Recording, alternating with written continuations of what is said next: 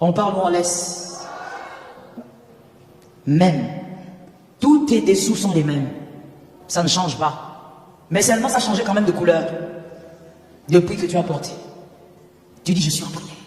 Et même quand tu parles, tu ne sors pas la voix. Parce que tu considères que c'est la voix pour le Saint-Esprit. Je suis en prière. Ah bon? Tu n'es pas en prière, tu es dans la saleté.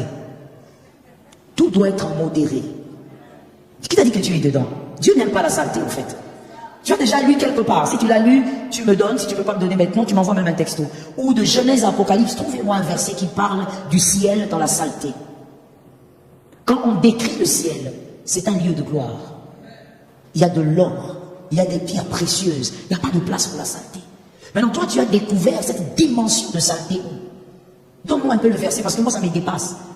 Les chrétiens d'aujourd'hui, pourquoi nous sommes des suivistes? Tu as appris qu'un prophète est allé à la montagne comme ça, c'est pas la vérité du tout. Toi, tu dis, voilà la prière. Toi, si tu entres. Qui t'a dit ça? Qui t'a dit qu'on fait des prières de manière, comment on va dire ça? Par copie. On ne fait pas des prières par copie. La prière, c'est fait par révélation. Dis ça à ton frère parce que tu n'as pas dit amen. Dis à ton frère. Répète à ton âme, la prière se fait par révélation. Bon, toi qui t'as dit qu'il faut que tu sois sale comme tu es un maître sale. On vient ici, à l'église, à 8 heures, tu es tout sale. Et tu es content. Quand on te demande, pourquoi tu t'es pas encore lavé? J'ai prié, maman. Tu pries. Qu'est-ce que ça a à voir avec la prière? Que tout soit modéré. Tu vas prier, non seulement tu ne t'es pas lavé, mais tu attends seulement la pauvre sœur là qui vient pour lui dire, ma sœur, j'ai un message. J'ai un message. Viens. Et puis comme toi tu viens de la prière, tu penses, God have mercy. Tu penses au fait que tu es devenu supérieur parce que tu viens de la prière. Alors tu te tiens debout là, alors que tu n'as à peine que 23 ans, tu appelles la sœur là qui a 47 ans. Venez, venez, venez, venez. Venez vite, j'ai une révélation. Et quand elle s'approche, au lieu même de te calmer, tu lèves ta main. Le Seigneur m'a montré. Je n'ai pas envie de dire la suite complète là sur toi-même. Tu as des problèmes à plusieurs niveaux. Tu présentes beaucoup de choses à la fois. Non seulement c'est la forêt, mais ça sent aussi mauvais. Et tu es en train de parler de révélation. Tu parles de quel Dieu comme ça? Quelqu'un m'entend très bien? Est-ce que je peux parler? Je parle ou je ne parle pas? Il y a quelqu'un qui va dire, mais maman, Jean-Baptiste. Ok, parlons de Jean-Baptiste.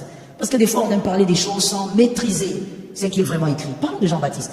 Jean-Baptiste, s'habillait en vêtements de peau, mangeait des sauterelles. Il vivait avec sa famille. Pourquoi tu ne me réponds pas? On prend Jean-Baptiste comme exemple, non? En fait, toi, tu prends Jean-Baptiste comme exemple de saleté, alors que lui n'a jamais été sale. Jean-Baptiste vivait avec ses frères.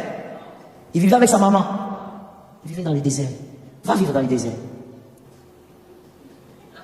Si tu veux rester avec ce vêtement-là parce que tu pries, le même vêtement depuis que tu as commencé, va vivre dans les déserts. Cherche un désert au Congo, va chercher. Va trouver. Va dans votre village, peut-être dans votre village, il y a des déserts. Entre là-bas.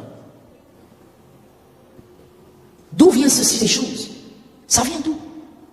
Tu dis non, j'ai vu dans la parole de Dieu, le peuple d'Israël, ils prenaient la cendre, ils se jetaient la cendre, et puis ils pleuraient dans le jeûne. Mais c'est culturel ça. Cet acte est culturel. Le fait de se jeter la cendre, le fait de déchirer les vêtements comme David, quand il avait perdu son fils, il n'a pas été le seul. C'est culturel, c'est lié à la culture juive. Tu es juif? Qu'est-ce qu'il y a alors? Qu'est-ce qu'il y a? Voilà pourquoi il ne faut pas s'embrouiller dans la Bible. Dis à ton frère, il ne faut pas qu'on s'embrouille dans la Bible.